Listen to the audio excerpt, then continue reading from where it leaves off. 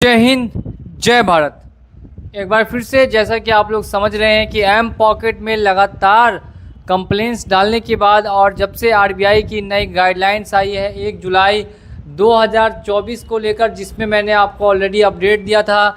अब इसके regarding M pocket के जितने भी कस्टमर्स हैं उन सभी को एक मेल आया है और उस मेल में लिखा हुआ है रिवाइज्ड पेनल चार्जेस।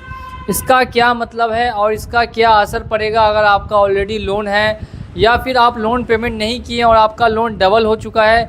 अब यहाँ पे नई गाइडलाइंस लगने के बाद एम पॉकेट का खेल पूरी तरीके से ख़त्म हो गया और एम पॉकेट का जो कमाने का मेन जरिया था वो भी अब बंद हो गया। पहले एप्लीकेशन क्या करती थी कि बच्चों को लोन देकर उनसे दोगुना पैसा वसूली कर लेती थी और 2000 का दिया, 4000 लिया, 4000 का दिया, 8000, 8500 लिया, प्रेशर बनाया, डराया, धमकाया और पैसा वसूल लिया दोगुना।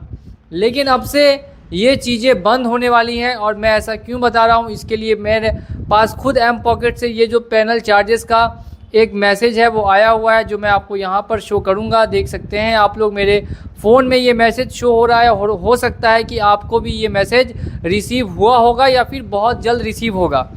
अब इसमें क्या मतलब है, देखिए 30/6/2024 के बाद से, यानी कि मान लेते हैं 1 जुलाई से नई यहाँ पे गाइडलाइंस आई है और अगर इसके अंदर में आपने जो लिमिट यूज़ की है वो अगर 3000 या 3500 रुपये है या 1000 रुपये की अगर बात करें तो 1000 रुपये पे ये जो मैक्सिमम चार्ज लगा सकते हैं ये 32% तक का ही चार्ज काट सकते हैं। यानी कि 1000 रुपये अगर आपने लिया है तो वो मैक्सिमम यहाँ पे 400 रुपये तक आपको 1 साल या उससे ज़्यादा ड्यू करेंगे तो चार्ज लगेगा।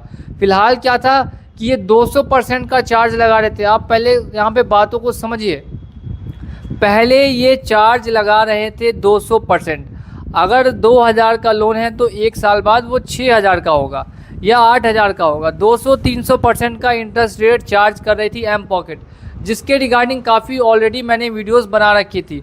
लेकिन अब ये कंपनी ऐसा नहीं कर पाएगी क्योंकि इसका सच सबके सामने आने के बाद, कंप्लेंट्स होने के बाद आरबीआई की नई गाइडलाइंस को इसको भी फॉलो करना पड़ेगा। अब 32% से ज़्यादा का सालाना इंटरेस्ट ये वसूल नहीं कर सकती।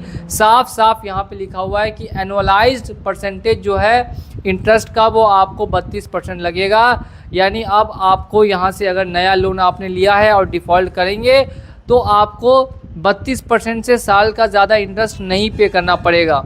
यानी अगर 1000 का लोन लिया है तो वो अब 1 साल में 3000 का नहीं हो पाएगा, 1400 का ही रह जाएगा। ये बहुत बड़ा नुकसान तो हुआ कंपनी को और बाकी कस्टमर्स को काफ़ी फ़ायदा भी पहुंचा।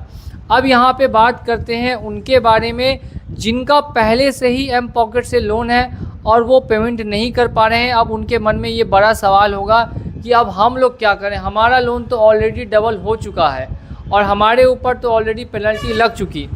अब आगे उनके ऊपर भले ही पेनल्टी कम लगेगी, लेकिन ऑलरेडी ही काफ़ी लोगों से मैंने ये सुना है कि उनका 2000 का लोन 5000, 5000 का 10,000 और आपका कितने का लोन था और वो अभी कितना हो चुका है वो आप हमें कमेंट सेक्शन में कमेंट करके ज़रूर से ज़रूर बताएंगे।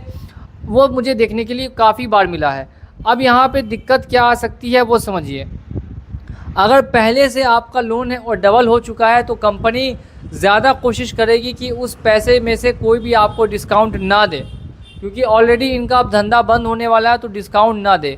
तो आपको भी जटिल रहना है जब तक वो आपको डिस्काउंट नहीं देती, पेनल्टी चार्जेस नहीं हटाती, आपके साथ इंसाफ नहीं करती, तब तक आप उनका पेमेंट होल्ड पे रखेंगे और पेमेंट नहीं करेंगे।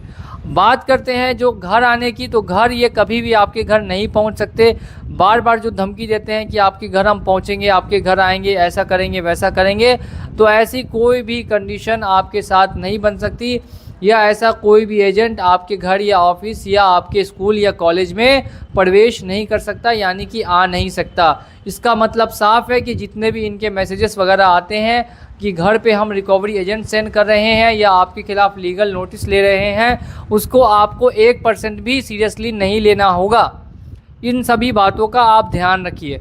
और साथ साथ में एक चीज़ और है कि ये मैसेज जितने भी लोगों को आया है जिनको समझ में नहीं आ रहा था वो इस बात को ध्यान से समझ ले, और अगर उनका लोन ऑलरेडी डबल है पहले से तो अभी भी इसी कोशिश में रहे कि कम से कम आपका 80% तक तो इंटरेस्ट रेट हटा दे, या पेनल्टी हटा दे। उसके बाद आप पेमेंट अगर करना चाहते हैं तो पेमेंट करके क्लोज़ कर दे सिविल ठीक करने के लिए। और अगर नहीं भी करना चाहते हैं, सिविल से मतलब नहीं है, तो भी कोई बड़ी दिक्कत या बड़ी समस्या नहीं आएगी।